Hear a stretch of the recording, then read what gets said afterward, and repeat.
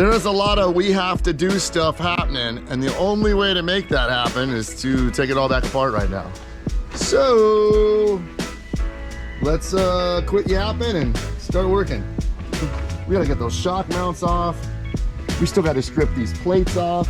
All this would just be a lot easier if we take the whole truck apart, because we still need to get inside the cab and finish welding up the back of the cab where our speaker box was. We had a blow through in here, right? Big speakers, big boom booms.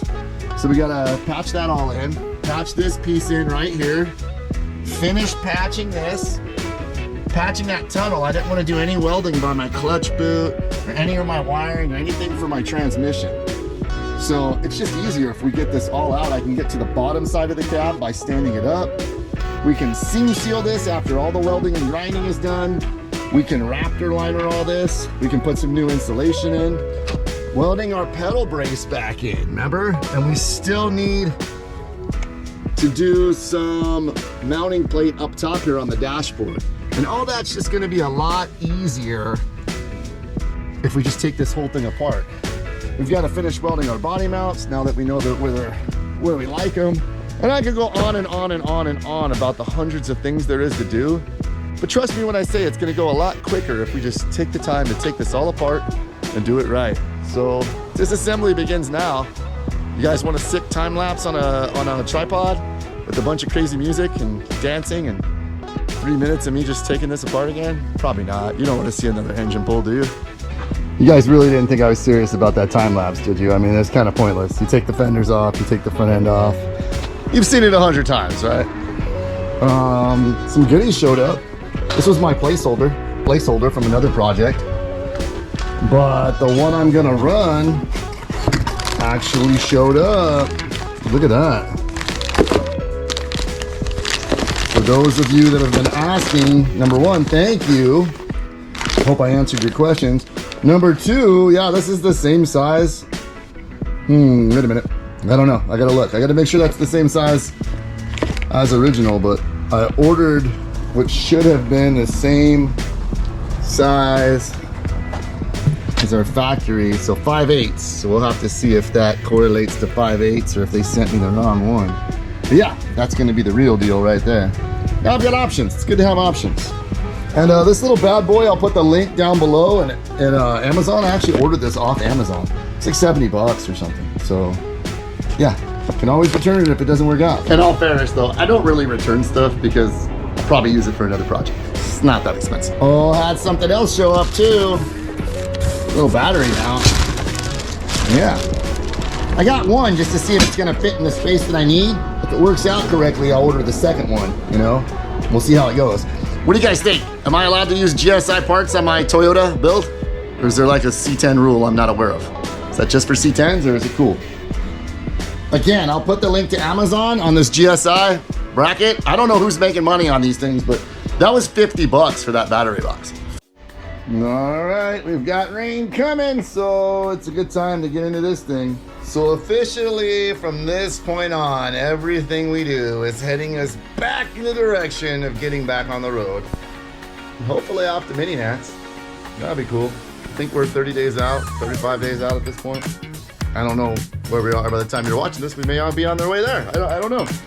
But we've got to finish gusseting these and pipe plate that. You know, everything I talked about in the other video, you kind of get a better idea. This is cool that this one kind of snapped off because these guys need to get lowered about 1/2 inch anyways. We're gonna move these from the top to the bottom to give us some more room on our bump stop, right? Or not on our bump stop, but on our body mount. I got a little adjustment to do to that. All that needs to get plated. Like you can actually see where that bar was just tacked. It's twisted when you twist that back. Get those plated in, get this all welded solid. Same thing here, fish plates, gusseting. Lots and lots of welding and grinding coming up. And the way I work, probably 24 hours. And then we're gonna take the axle out. We're gonna flip this whole frame over. We're gonna weld everything on the bottom side. We'll lay it on its side if we have to do some sideways welding. Strip that box off, clean that all up, get these A-arms off. We are stripping this puppy downtown. So let's talk more work. Let's get to it. This is it for the next 7 days. We're gonna do some thinner stuff on the outside because that's where my body mounts go. And then I'm gonna do nice thick, probably quarter plate, all inside. Quarter plate, quarter plate, quarter plate, quarter plate, quarter plate, quarter-inch plate. We're gonna go get that. Outside's getting 3/16 just because that's where my body mount goes in those locations. Fun stuff.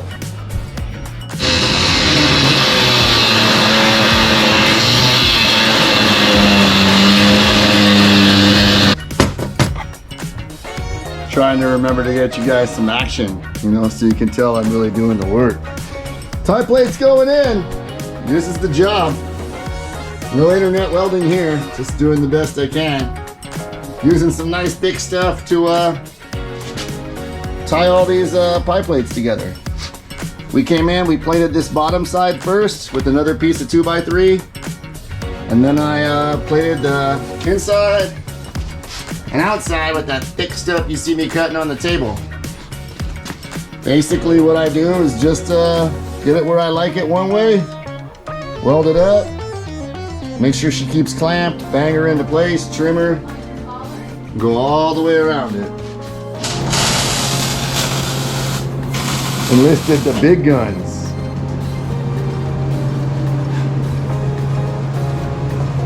The spot wasn't entirely clean. It started a fire.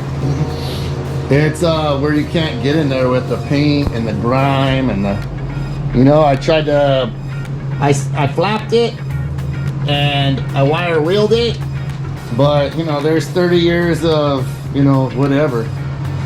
So that'll help tie in inside real nice to the new one we made, and we'll get it all finished up. Inside, outside, and the front. Here, let's go around and look at this guy. We'll show you. Outside, front, and the inside. That should do it.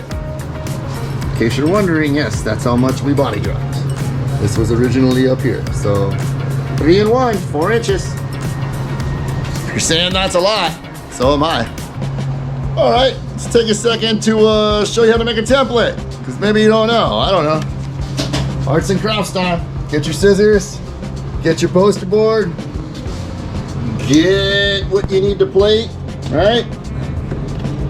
This was the other side, so if you flip it around, look, she lines up on this side. We're gonna bring it in here and it's gonna plate this whole guy in, and then we're gonna cap the front. So this will come over top and it'll tie all 3 of those pieces together. Pretty cool, huh? So you're gonna take your paper template, find your piece of plate that works best. In this case for us, that looks pretty good.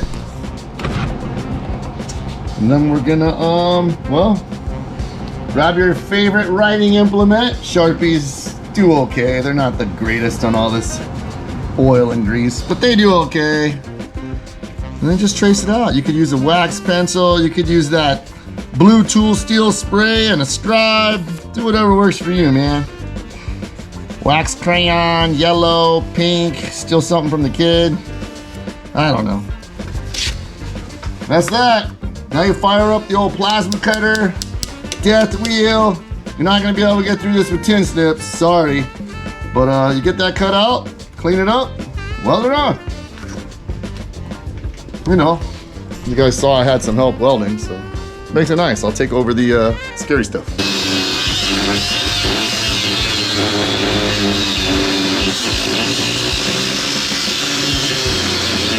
Yo, we're done. Well, we're done with the plates. All the plates are plated in. Kiddo did a good job, as you saw in the video. I went back and kind of went over some things this morning because, you know, this is video time and it's a day later. You could tell because I changed my shirt. But that's it. It's time to move on to systems now. All our plating's done. Body mounts have been moved and welded where they needed to. Those actually needed to go down about 1/2 inch to get the cab lower. So we moved those. Now we're gonna move on to systems. I'm gonna get these motor mounts welded in. We'll get that tranny mount figured out, and then we're gonna attack this 4-link. And yeah, we'll be looking good. We'll be ready to strip this whole thing apart, get the axle off, get the A-arms off, get that roadie fab kit installed, and flip this frame over. I got friends waiting to help me. They're strong. Yeah, I don't know how your guys' wives are, but my wife saw me on my new shirt and immediately was like, "You're throwing your old one away, right?" And I was like, why would I throw my old one away? It only has one hole and it still has 2 buttons left and new walls workwear. You guys thought I was kidding, huh? Oh, I love their stuff. I'm seriously telling you, this is like flannel for guys who actually work. I'm just saying, you take that however you want. Okay, the 4-link is coming along back to where it belongs. Let's check it out. Let's get into it. I added some bracing on these guys because I just figured that was the nicer way to go. Right, we've got some plates and tied this guy in good. Ooh, still a little warm. Got those guys tied in good. And yeah, that's it. That's what I've been working on. We gotta get the axle out and weld those notches underneath, cut the old bag brackets off, and onto the front. I'm trying to think the last time I've pulled an axle. Probably the last time I pulled an engine. It's been a while. All the bolts came right on out. You gotta like that. You gotta like it when things just slide out. Now the hard part, fighting an axle by yourself. Yay! Here's the better welds this time. I mean, we do get to flip the axle over, so there's that. I'm a better upside down welder than I am. No, wait, I'm a better right side up welder than I am upside down welder at least. So yeah, let's get this axle out and weld.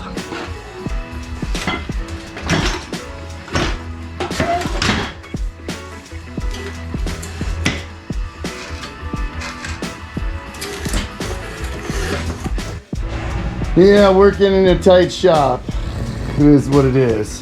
Hurt my back a little bit on that one, I can't lie. Had to go inside and get the kid to come out and help me out, pull him away from homework and get a little help.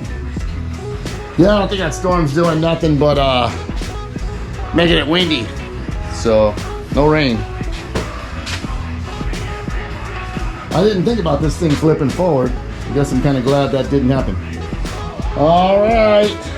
Made quick work of cutting those off. I'll get those cleaned up, flip it over, and start welding some stuff. Well, maybe we'll address these first. Yeah, then we'll flip it over. We have to figure out something to do with this vent tube too. All right, all cleaned up. Getting ready to go over these. I've got one pass down here cleaned up. Time to do the rest. I am at that point where I just don't feel like there's much progress to share with you guys because it's all just going around and welding and welding and welding and welding and welding and welding. We're on to the front end now. Bars are done. Bars are done. Bars are as good as they're gonna get. Shock mounts are welded. Bag mounts are welded. Braces are welded. I just kind of did the old bounce back and forth. Bounce back and forth, try not to bend them, try not to get them too hot. Try not to kink them, crease them, twist them. I don't know. I cleaned them first. I gave it my all. I'm not a welder, but we're doing our best. This truck held up almost 13,000 miles last year the way it was welded. Trust me when I say she's a lot better this year. So, yeah, I even took a little sandpaper to this action. I'm gonna fill in some stuff and clean that up. You know, before, after, before, after, and I think we can improve on that as well. So, yeah, what are you gonna do? What are you gonna do? You know, at some point you just gotta put the welder down and walk away. Right? You can't rewind the clock 30 years and devote your whole life to being a welder. And well, I mean, you can, but I can't rewind the clock to do it. I'm a good talker. Must be my God-given gift. Some people are welders, some people play basketball. Maybe I was meant to, no wait, because I'm not killing it at YouTube either. Dang it!